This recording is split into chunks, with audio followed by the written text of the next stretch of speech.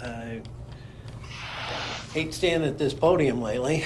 Unfortunately, we're here, the good prosecutor, Karen McDonald, and I, tag teaming yet again on another terrible, terrible case.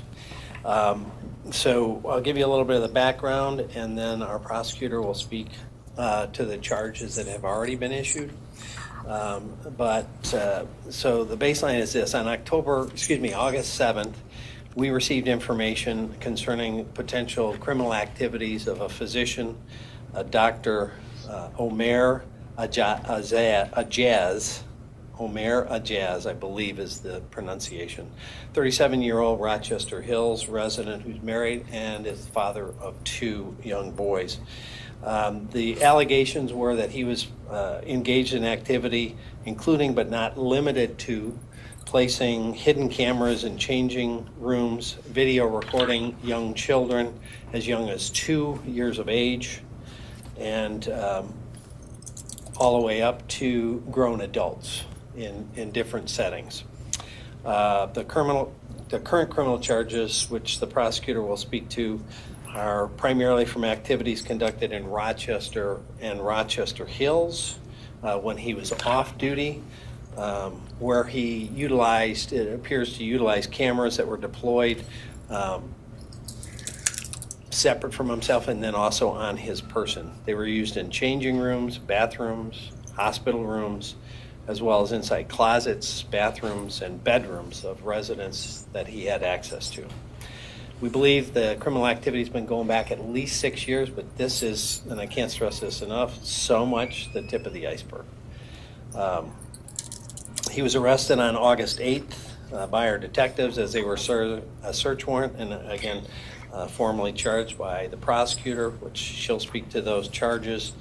He's currently in our jail at $2 million cash bond, no 10%. So the background on this individual is he's an Indian citizen, has been working in the U.S. on a visa, came to the United States about 2011 for his internship in Michigan. He moved to Dawson, Alabama around 2018 and returned to Oakland County to continue his practice here. So this may stretch not just in Michigan, but to other states and potentially even other countries.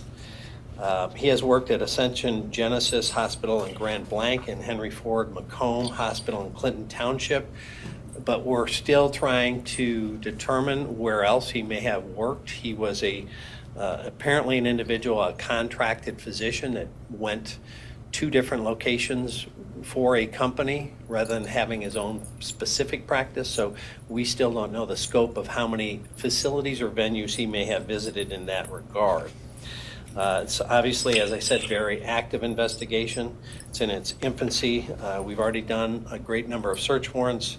We've confiscated at this point 6 computers, 4 cellular phones, 15 external storage devices, and just one of the hard drives has 13,000 videos. So each one of them will have to be gone through to determine if there's criminality or potential criminality in those videos, and then the prosecutor ultimately will determine if there is the charges from those. This could take as long as 6 months just to get through what we already have. So our computer crimes unit is deeply engaged in this and has put tons of hours into this already. And the other potential is there also might be cloud storage. So we're trying to run that down, which obviously would add the potential for more. Due to the lengthy time that he's been involved in this activity and the large amounts of storage that we have in our possession, we believe there's obviously a lot more to be uncovered. So we're seeking to identify more victims, and we set up a special email for anybody that believes that they are a victim of this activity to email and communicate directly with our investigators. We'll be displaying that, but I will read it to you. It is OCSO, like our initials, SIU, which is our Special Investigation Unit, OCSO SIU at oakgov.com.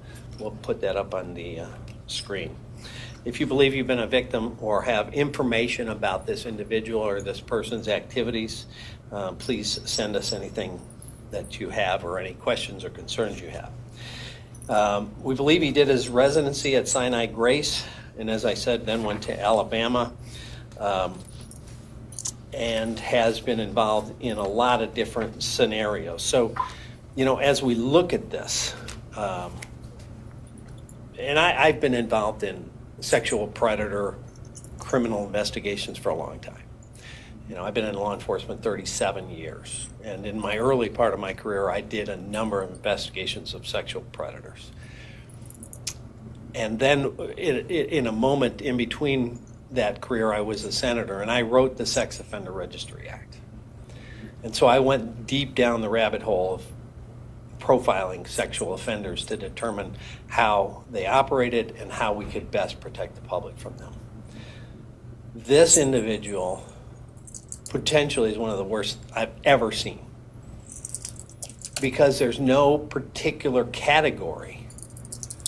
It's not just children, it's not just women, it's not just men. It goes from a 2-year-old to a grown woman. And so the victimization is so broad and the perversion so great that we're just beginning to wrap our arms around it.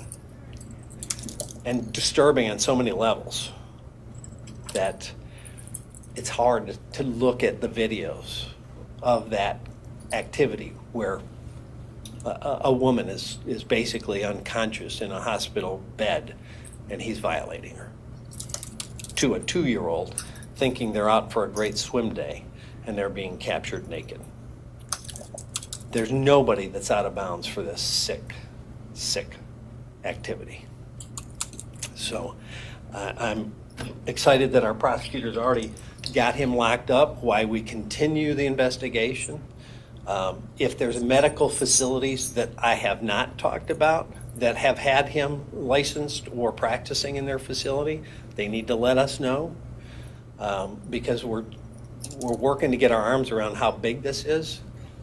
But when you think about the incredible perversion and destructive activity of Nasser, he had a much smaller group of victims in terms of potential. There's no limit to his perversion of this individual. And so we're going to need the public's help and victims' help, because a lot of these we may not even be able to identify because we have so many victims, so many videos of people. We have no idea who they are sometimes yet, what the venue is. So with that, I'll kick it over. I'll put up the, that is our individual.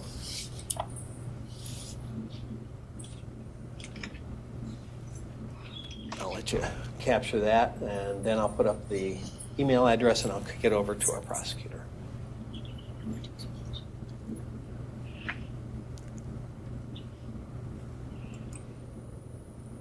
How old is he?